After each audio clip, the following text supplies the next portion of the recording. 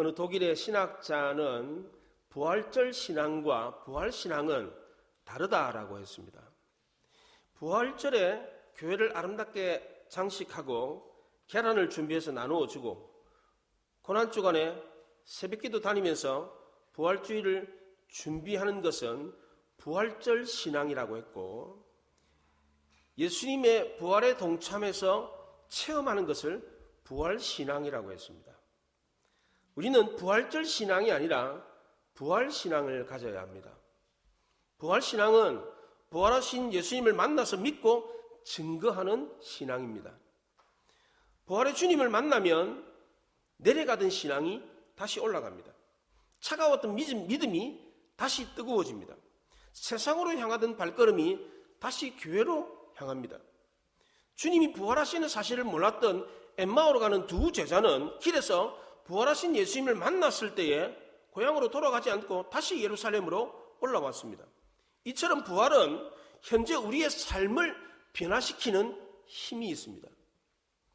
실망과 좌절에서 벗어나 희망과 용기를 갖고 기대와 소망을 가지고 살 수 있게 하는 것이 바로 부활입니다. 부활은 미래인 내세의 저 천국에서 경험하게 되는 것만이 아닙니다. 지금 현재 우리의 삶 속에서도 경험하며 살 수가 있습니다. 서방 로마 가톨릭 교회의 라틴 신학에서는 천국과 지옥을 철저하게 미래에 경험하게 되는 물리적인 공간이라고 가르쳤습니다. 중세 가톨릭 교회는 성 베드로 성당 건축과 십자가 전쟁을 준비하기 위한 자금을 마련하기 위해서 교인들에게 면죄부를 팔았습니다. 먼저 죽은 사람들이 연옥에 가 있는데, 지옥과 천국의 중간 단계인 연옥에 가 있는데 살아있는 가족들이 죽은 사람을 위해서 헌금을 하면 그 헌금한 돈이 헌금하며 땡그랑하며 떨어지는 그 순간에 연옥에 있던 죽은 사람이 천국 간다는 겁니다. 그래서 면죄부를 팔았어요. 자기 어머니, 아버지, 자기가 사랑하는 사람이 연옥에 가 있는데 그 헌금 안 하면 지옥 가니까 너나 나나 할 것 없이 다 면죄부를 사고 헌금을 했습니다. 이것을 정당화시키기 위해서 로마 가톨릭 교회는 천국과 지옥을 미래에 경험하게 되는 물리적인 공간으로 설명을 했습니다.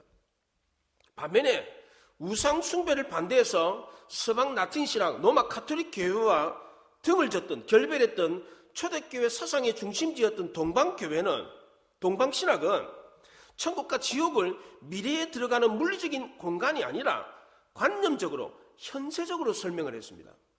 그래서 이 동방신학의 영향을 받은 러시아의 대문호 톨스토이는 부활의 삶은 내세의 것이 아니라 오늘날 우리의 삶 속에서 혁명과 같이 변화되는 삶이다. 부활은 내세의 새하늘과 새 땅이 아니라 현재의 새하늘과 새 땅이 바로 여기 있는 것이다. 그러므로 지금 우리가 마주하고 있는 일상을 다시 성찰하고 예수님의 산상수훈의 가르침을 자신의 삶 속에 실천해 나가는 것이 출발이다, 이렇게 말을 했어요. 천국과 지옥을 현재 우리의 삶 속에서 경험하게 되는 세계다, 이렇게 말을 했습니다.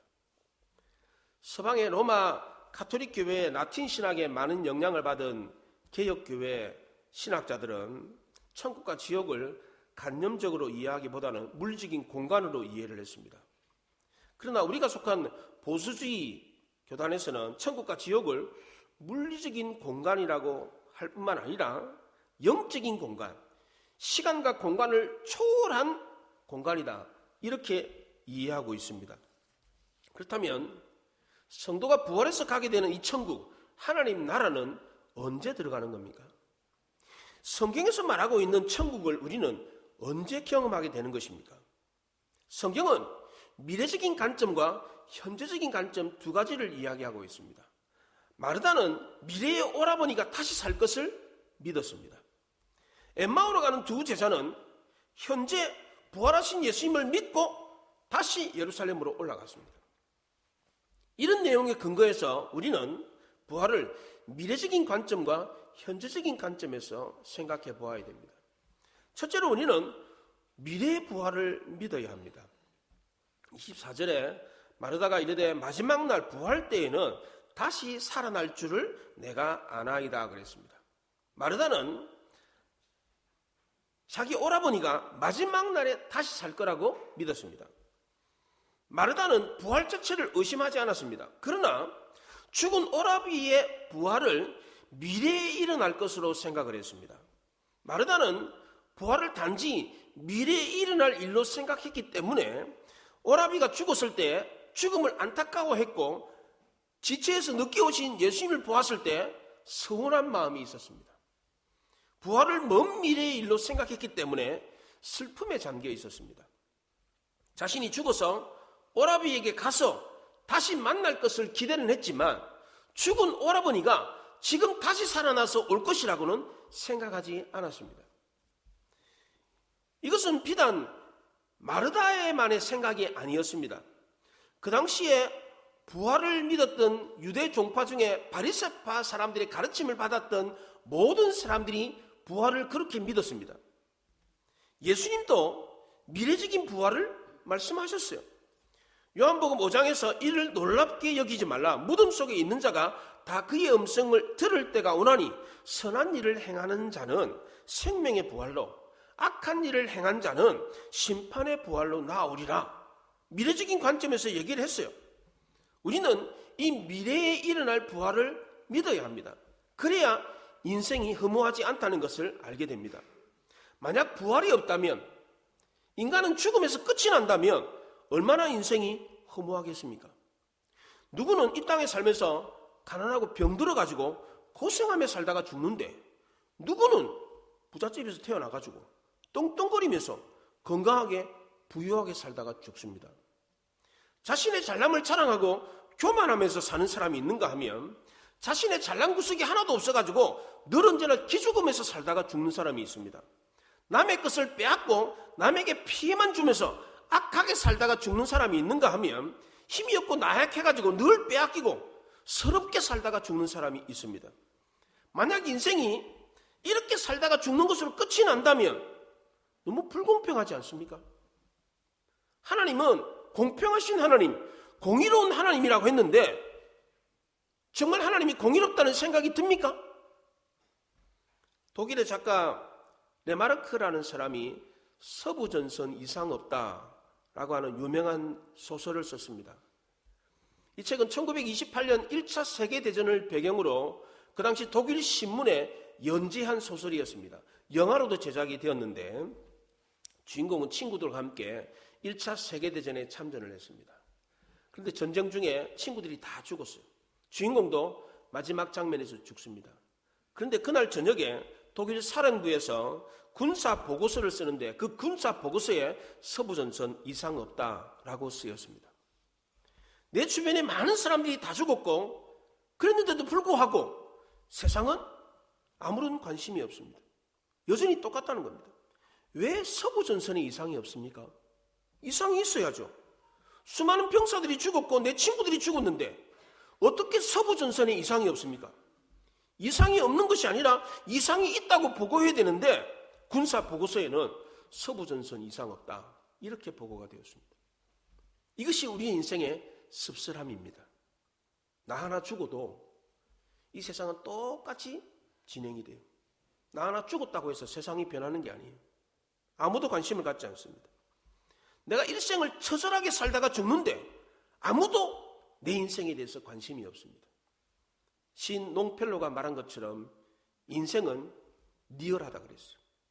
인생은 현실이라는 거예요. 인생이 이게 장난이 아니라는 거예요. 소풍 왔다가 놀고 가는 게 인생이 아니라는 겁니다. 처절하게 인생을 사는데 처절한 몸부림이 있는데 사람들은 이것을 알지 못한다는 겁니다. 우리 삶의 현실에 악인이 형통하고 의인이 고통을 당하는 부조리가 있는데 아무도 이런 것에 관심을 가져주지 않는다면 얼마나 불공평하겠습니까? 공의로우신 하나님조차도 이런 것에 대해서 무관심해 한다면 우리는 얼마나 원통하겠습니까?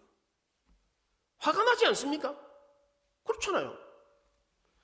우리는 일생 동안 교회를 다니면서 봉사하고 섬기면서 희생하면서 삽니다. 근데 죽으면 끝이라면 얼마나 허무하겠습니까? 고린도서 15장에 만일 죽은 자의 부활이 없으면 그리스도도 다시 살아나지 못하셨을 것이라. 그리스도께서 다시 살아나지 못하였으면 우리가 전파하는 것도 헛것이요 너희 믿음도 헛것이며 또 하나님의 거짓 증인으로 우리가 발견되리라 그렇게 말을 했습니다. 하나님은 공평하게 하기 위해서 죽음과 부활을 정해놨습니다. 만약 모든 사람에게 죽음만 있다고 하면 사람들이 생각할 때에 모든 사람들이 다 죽으니까 인생은 공평하다 이렇게 생각하겠습니까?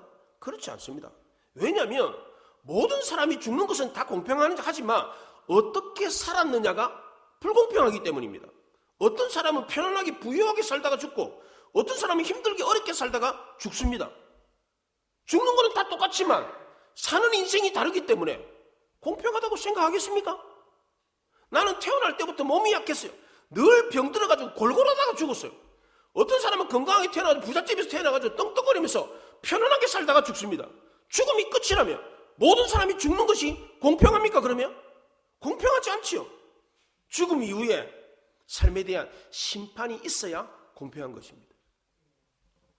만약 우리 인생이 죽음으로 끝난다면 인생의 허무만 느낄 것입니다. 임진왜란 때 일본의 최고 지도자였던 토요토미 히데요시는 조선을 정복하고 명나라마저 정복하려고 하는 야심을 가지고 있었습니다. 그런데 그는 그의 욕심을 다 채우지 못하고 죽었습니다. 그가 죽었을 때 그의 비문에 이런 글을 남겼습니다. 이슬처럼 왔다가 이슬처럼 사라지는 게 인생인가 보다. 살아온 한 세상이 봄날의 꽃과 같도다. 이렇게 허무하게 살았다는 겁니다. 내가 그렇게 큰 제국을 이루었지만 이슬처럼 왔다가 이슬처럼 간다. 봄날의 꽃처럼 잠깐 피었다가 없어지는 것이었다. 이렇게 고백을 했습니다. 이런 고백을 할 수밖에 없었던 것은 칼로 정복했던 모든 것이 죽음으로 끝이 났기 때문입니다. 성경에 나오는 인물 가운데 가장 부유하게 살았던 사람이 누굽니까? 여러분이 잘 아는 솔로몬입니다. 솔로몬은 지혜로웠고 누구보다도 풍요롭게 살았습니다. 모든 사람이 부러워할 정도의 삶을 살았습니다. 그러나 성경은 솔로몬의 삶을 어떻게 평가합니까? 열왕기상 4장에 솔로몬의 삶을 이렇게 평가했습니다. 솔로몬이 사는 동안에 유다와 이스라엘이 단에서부터 브엘세바에 이르기까지 각기 포도나무 아래와 무화과 나무 아래에서 평안히 살았더라. 솔로몬이 살아있는 동안만 그들이 편안하게 살았다는 겁니다. 아무리 부유한 솔로몬이라고 할지라도 천년만년 사는 게 아니라 죽었다는 겁니다. 죽음 앞에 모든 인생은 허물을 느낄 수밖에 없습니다. 어느 누구도 이것은 예외일 수가 없습니다. 인간을 붙잡고 있는 최고의 힘이 바로 죽음이기 때문입니다. 이 죽음을 이길 수 있는 사람은 아무도 없습니다. 그래서 바울은 사망이 왕노릇한다 그랬습니다.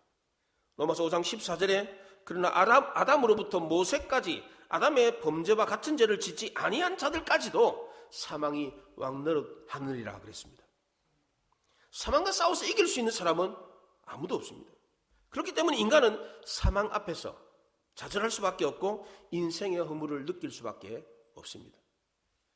죽음이 인생의 끝이라고 생각하면 인생의 허물은 느낄 수 있어도 인생의 공평함은 느낄 수가 없습니다. 왜냐하면 평안하고 건강하게 부유하게 살다 죽는 사람이 있는가 하며 그렇지 못한 인생이 있기 때문입니다. 그래서 하나님은 죽음 이후에 심판을 정해놓았습니다. 히브리서 9장 27절에 한 번 죽는 것은 사람에게 정해진 것이요 그 이후에는 심판이 있으리니 그랬습니다. 죽음도 정해져 있고 심판도 정해져 있습니다. 죽음 이후에 심판이 있어야 인생이 공평한 것입니다. 죽음 이후에 심판을 받으려면 죽음이 끝이 아니어야 됩니다. 죽음 이후에 부활이 있어야 심판을 받을 수 있는 것입니다.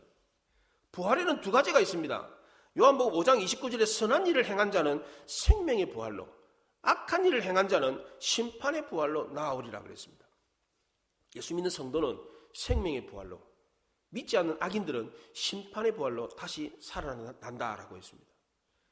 영생과 영벌의 부활로 나누어집니다.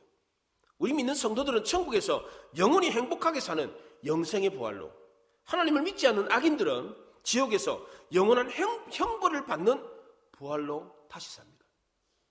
그럼 천국에서 영원한 행복을 누리는 부활로 다시 살려면 어떻게 해야 합니까? 사망 권세를 깨뜨리고 승리하신 예수 그리스도를 믿고 의지해야만 합니다. 고린도서 15장 57절에 우리 주 예수 그리스도로 말미암아 우리에게 승리를 주신 하나님께 감사하노니 그랬습니다. 하나님 아버지는 아들 예수 그리스도가 죽음의 권세를 깨뜨리고 다시 부활하게 하심으로 사망 권세를 이기게 했습니다. 사망 권세를 깨뜨리고 죽음을 이기신 이 예수님을 우리가 붙들고 의지하면 우리도 사망 권세를 이기고 승리할 수 있습니다.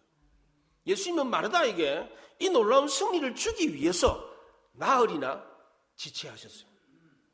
예수님은 나사로가 병들었다는 소식을 듣고 지금 있는 곳에서 나흘 동안 지체하셨어요. 그 당시 예수님은 세례 요한이 세례를 주던 요단강 동편의 베다니에 계셨습니다. 예수님이 계셨던 요단강 동편 베다니와 나사로의 고향인 요단강 서편의 베다니는 이름이 다 똑같아요. 베다니 다 똑같은데 요단강 동편 베다니에서 요단강 서편 베다니까지 거리가 약 50km입니다. 도보로 걸어가면 10시간 정도 걸립니다. 예루살렘에서는 나사로가 죽었다는 소식을 듣고 많은 유대인들이 위문을 왔습니다. 예루살렘에서 베다니까지는 오리 한 2km 정도밖에 안 되니까 많은 유대인들이 조문을 왔어요. 그런데 예수님은 장례식이 다 끝나가지고 시체를 무덤에 묻은 이후에 조문하러 왔어요. 늦게 오신 예수님을 보고 마르다가 상실감이 너무 커가지고 예수님에게 예수님이 여기 계셨더라면 내 오라버니가 죽지 않았을 것입니다. 그러나 지금이라도 주님이 하나님 아버지께 구하며 무엇이든지 들어줄 줄을 압니다. 이렇게 말을 했습니다. 한편으로는 서운하고 섭섭한 마음이 있었지만 또 다른 한편으로는 어렴풋하게나마 기대감을 갖고 예수님께 하나님 아버지께 간구하면 하나님은 뭐든지 들어주시니까 간구를 좀 해주십시오. 이런 부탁을 했습니다. 이때 예수님은 내 오라버니가 다시 살리라 이 말씀을 했어요. 이 얘기를 들었을 때 마르다는 마지막 날 내 오라버니가 다시 살 것을 믿습니다. 이렇게 말했어요. 마르다는 미래적인 부활을 믿음으로 마음의 위로를 얻으려고 그랬어요. 물론 저 천국에서 죽은 사람을 다시 만날 수 있다는 이런 미래적인 부활을 믿으면 마음의 위로를 얻을 수 있습니다. 그러나 예수님이 가르치시는 부활은 미래적인 부활이 전부가 아니었습니다. 예수님은 부활의 당사자로서 자신이 부활한 모습을 제자들과 성도들에게 직접 보여주었습니다. 이것을 통해서 부활은 단지 미래적인 것만이 아니라 현재적인 부활도 있다라는 것을 증명해 보였습니다. 지금 현재 우리가 처한 삶의 현실에도 부활을 경험할 수가 있습니다.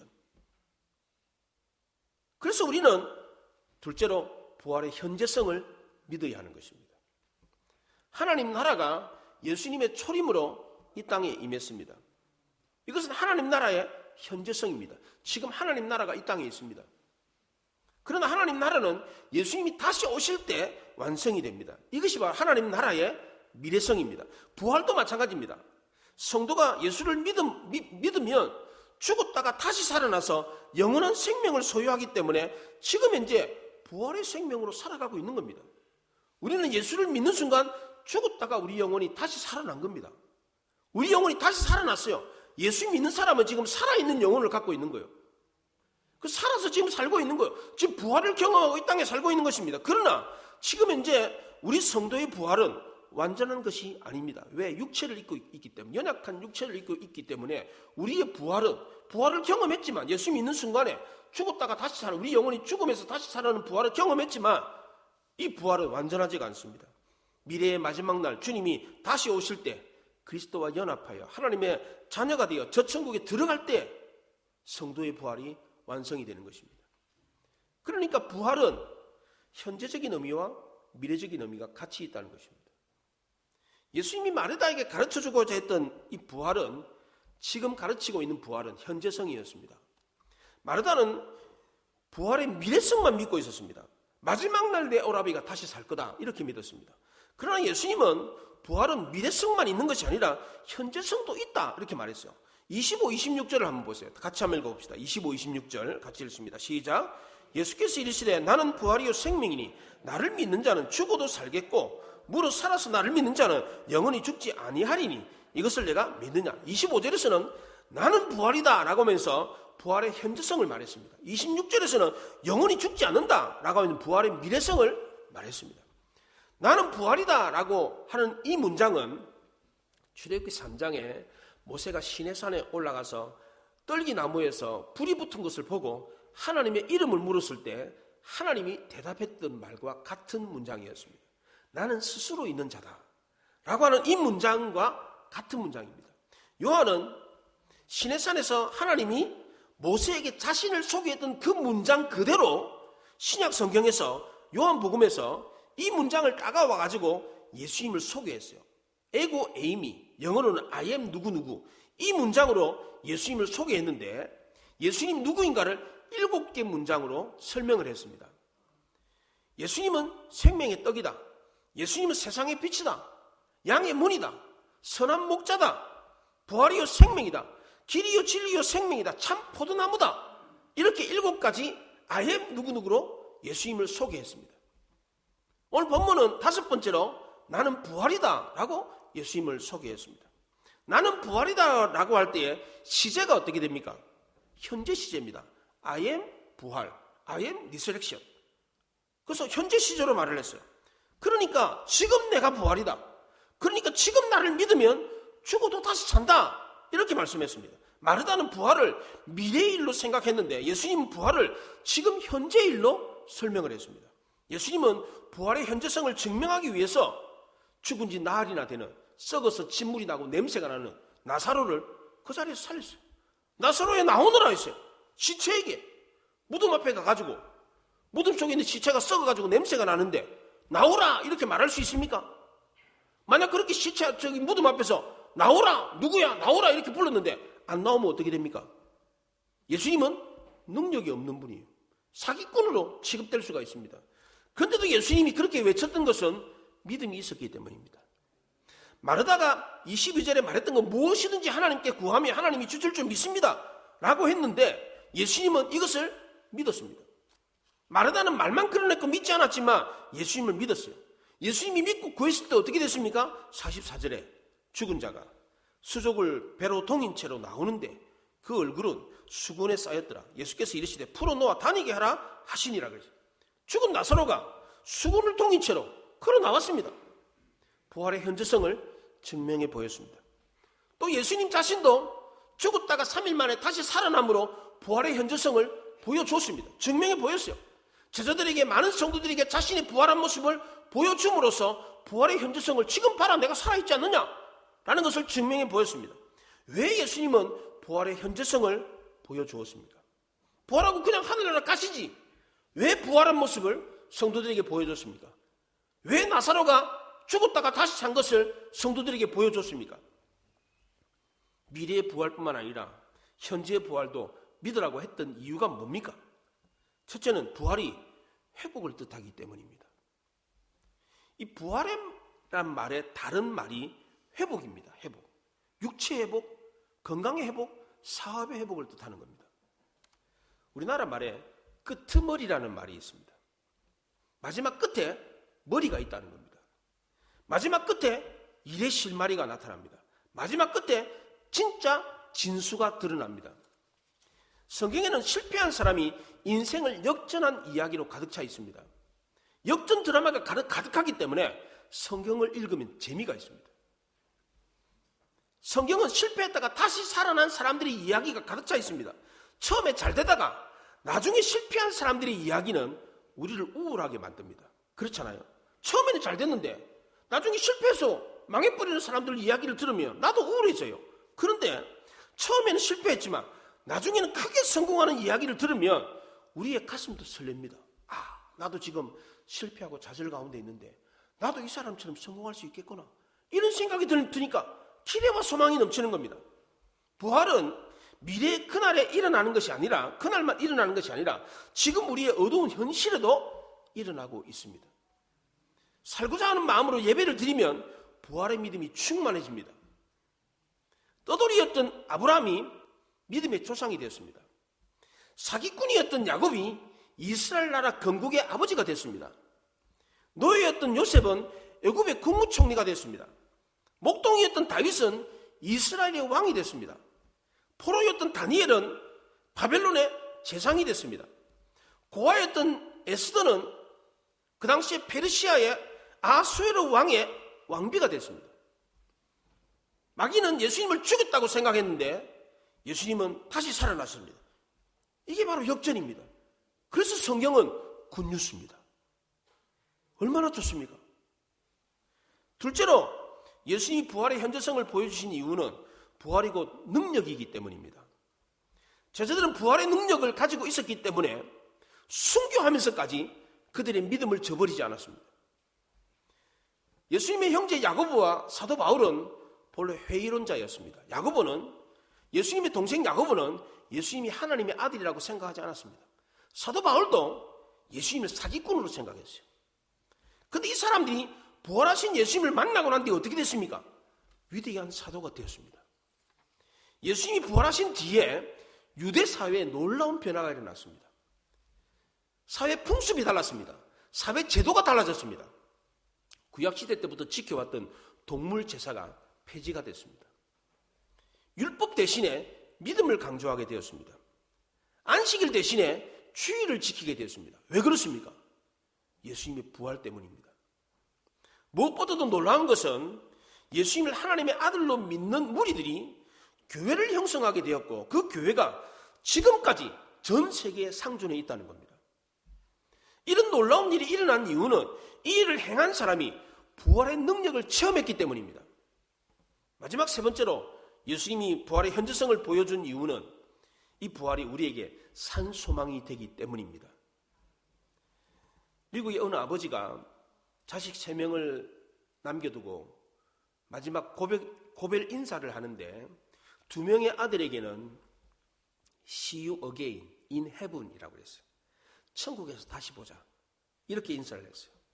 근데 나머지 1명의 아들 자니에게는 굿바이라고 인사했어요.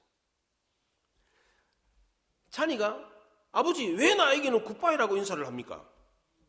아버지가 그럽니다. 너는 예수를 영접하지 않았잖아. 자니가 울면서 아버지 내가 잘못했어요. 지금이라도 내가 예수를 믿을게요. 저 천국에서 다시 만나요 라고 인사해요. 이렇게 말을 했습니다. 다시 산다는 소망이 없는 사람은 천국에 먼저 간 가족들을 만날 수가 없습니다. 베드로전서 1장 3절에 우리 주 예수 그리스도의 아버지 하나님을 찬송하리로다.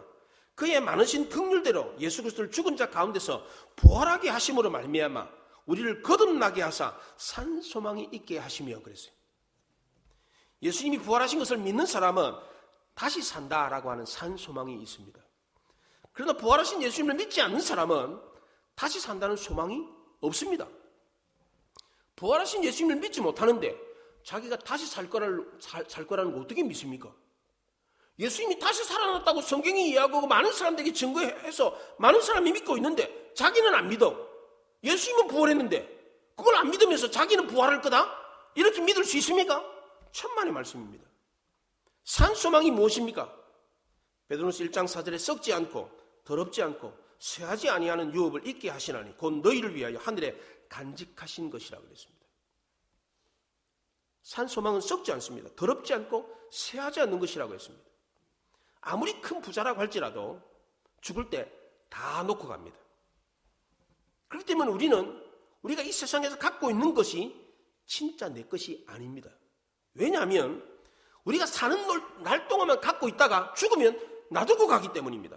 진짜 영원한 내 것이 되려면 죽어서 가는 천국에까지 내 것이 돼야 돼요. 천국에까지 내 것을 가지고 갈 수 있어야 돼요. 마태복음 6장 20절에 오직 너희를 위하여 보물을 하늘에 쌓아두라. 거기는 좀이나 덕록이 해하지 못하며 도둑이 구멍을 뚫지 못하고 도둑질하지 못하느니라 그랬습니다. 우리를 위해서 하늘나라까지 가져갈 수 있는 보물이 뭐라고 합니까? 뭡니까? 하늘나라까지 가져갈 수 있는 건 뭡니까? 전도 선교 구제입니다. 복음 전에서 생명 살리고 가난한 이웃들 돌보는 거, 이거는 하나님 나라까지 가져갈 수가 있습니다. 이것은 우리를 위한 것이라고 합니다.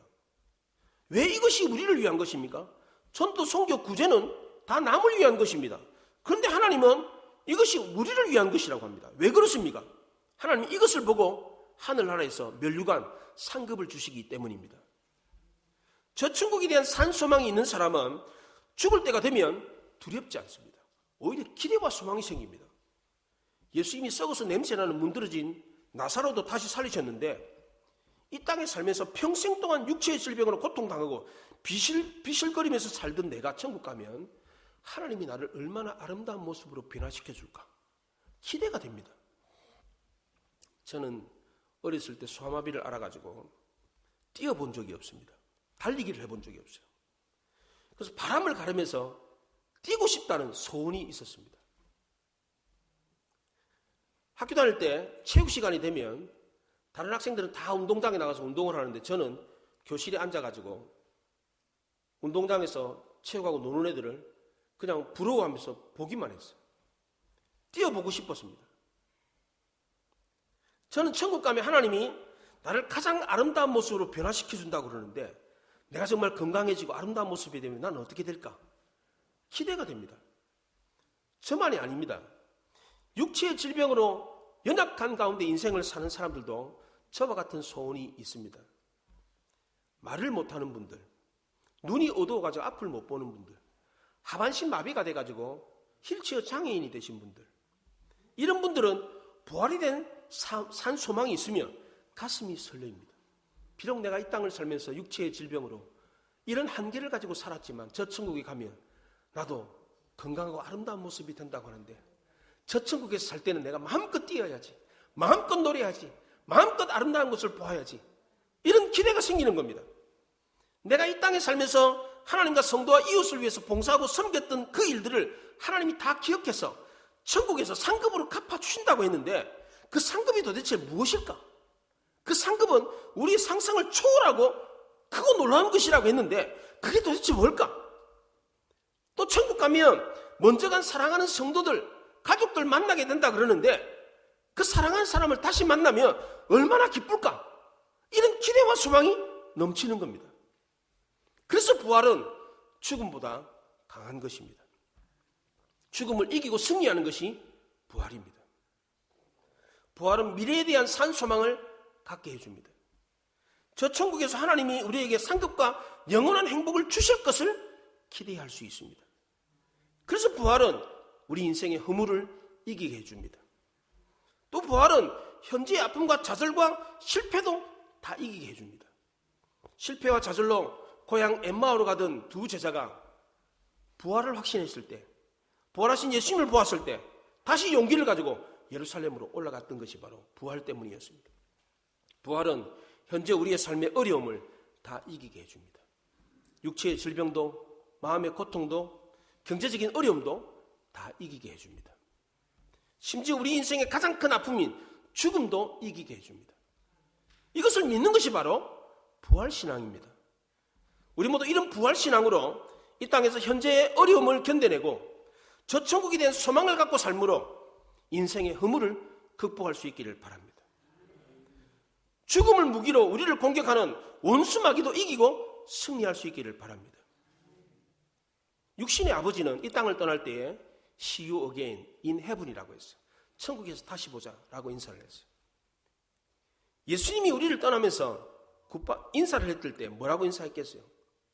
월드컵 때 월드컵 4강을 이끌었던 히딩크가 한국을 떠나면서 See you around라고 했어요. See you around라고 인사를 하고 갔어요. See you around라는 말은 내가 옆에 있을 거니까, 너 주위에 있을 거니까 다시 보자. 근데 다시 못 본다. 이게 아니고 굿바이라고 인사를 하지 않고 See you around라고 인사를 했어요. 그럼 예수님은 이 땅을 떠나면서 우리에게 뭐라고 인사를 했겠어요? 굿바이? 다시 못 본다? 이렇게 인사했겠어요? See you again. 이렇게 얘기했겠죠. 또 See you around. 언제든지 지금이라도 나를 볼 수 있다. 이렇게 인사를 했어요. 주님은 지금 이곳에서 우리를 만나 주십니다. 부활하신 주님이 우리 곁에 계세요. 왜? 현재 우리의 삶의 고통과 어려움을 이기게 하시려고. 또 예수님은 저 천국에서 다시 보자 이렇게 말씀하세요. 저 천국에 대한 소망을 갖고 살 수 있도록 하시는 겁니다. 이런 소망이 있는 사람은 죽음을 무기로 가지고 공격하는 마귀의 공격도 이겨낼 수 있습니다. 이런 부활신앙을 가지고 승리하는 우리 모두가 될 수 있기를 바랍니다. 기도하겠습니다. 말씀을 생각하며 기도합니다.